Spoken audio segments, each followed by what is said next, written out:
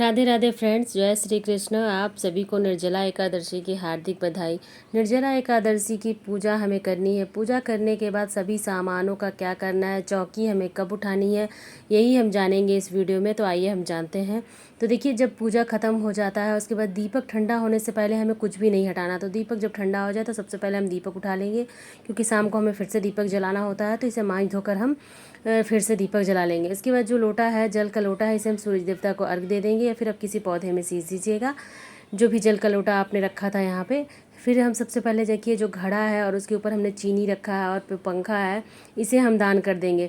तो आप इसे सूरज ढलने से पहले ही दान कर दीजिए, यानी दिन में ही इसे दान कर दीजिए। इसके बाद आप पानी वगैरह पी सकते हैं। यदि आप निर्जला नहीं रह सकते तो आप किसी को पानी पिलाने के बाद पानी पी सकते हैं। इतनी सामग्री हमें दान कर देनी है सुबह सुबह ही। यदि आप निर्जला नहीं हैं, आप प्रसाद ग्रहण करते हैं, भोग ग्रहण करते हैं, तो इसे उठाकर ग्रहण कीजिए। यदि आप निर्जला रखते हैं तो प्रसाद को ऐसे ही रहने दीजिए। शाम को जब हम दीपक जलाएंगे उस समय हम प्रसाद को उठाएंगे। यदि आप भोग प्रसाद ग्रहण करते हैं तो इसे उठाकर प्रसाद में ग्रहण कर लीजिए, घर में सभी को प्रसाद के रूप में दे दीजिए। बस इतनी सामग्री हमें अभी उठानी है। इसके बाद हमें जो भी सामग्री है ऐसे ही रहने देनी है। शाम को हमें फिर से दीपक जलाना होता है। चौकी पे दीपक जलाइए, पूजा कीजिए, आरती कीजिए, भोग लगाइए। यदि आप भोग ग्रहण नहीं करते हैं तो आपको शाम को फिर से भोग लगाना होता है। यदि आप प्रसाद खाते हैं, अंजल कर ग्रहण करते हैं, तो भी आप शाम को फिर से कोई फलाहार भोग लगा सकते हैं, जो भी फलाहार भोग हो।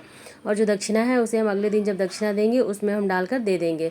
फिर जब हम अगली दिन सुबह होगी, नहा लेंगे। सुबह में नहाने धोने के बाद ही आप चौकी को हटाइए। जो भी फूल वगैरह है सभी को आप एक साथ इकट्ठा कर लीजिए, किसी भी पवित्र नदी में विसर्जन कर दीजिए, या फिर पौधे में डाल दीजिए, जो बहुत ही जल्दी खाद बन जाएगा। तो जो भी पौधा है इसे आप कहीं भी यहाँ वहाँ फेंके नहीं, अच्छे से एक साथ जमा कर ले। जितने भी फूल पौधे होते हैं सभी को हम जमा कर लेंगे। और जो तुलसी की मजरी है उसे भी हम कहीं भी पौधे में डाल देंगे, ताकि फिर से तुलसी माता हमारे घर में हमेशा के लिए विद्यमान रहे, गमले में आ जाए, नया पौधा निकल जाए। तो तुलसी की मंजरी को हम इसी तरह से डाल देंगे।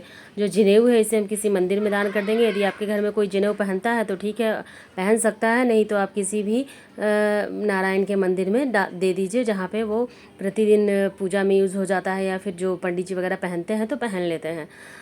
इस तरह से है, कर लेंगे। उसके बाद जो भी फ़ोटो मूर्ति है सभी को हम जल के छींटे लगाते हुए विसर्जन का भाव देंगे और घर के मंदिर में वापस से रख देंगे। यदि आप घर के मंदिर में रखते हैं तो ठीक है, नहीं तो कहीं भी सुरक्षित जहाँ आप रखते हैं वहाँ हम रख देंगे।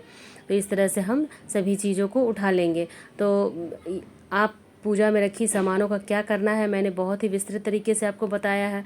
फिर कपड़े, जो भी हमने कपड़ा बिछाया था, सभी चीज़ों को हम इकट्ठा कर लेंगे। तिल वगैरह जो होते हैं सभी को हम डाल देंगे। कपड़ा को हम वापस धो लेंगे और फिर से पूजा में यूज़ कर लेंगे। चौकी को भी हम धो के रख देंगे, फिर से पूजा में यूज़ कर लेंगे। तो इस तरह से मैंने जो सामग्री आप पूजा में यूज़ करते हैं उसका क्या करना है, चौकी को कब उठाना है, मैंने बहुत ही विस्तार से आपको बताया है।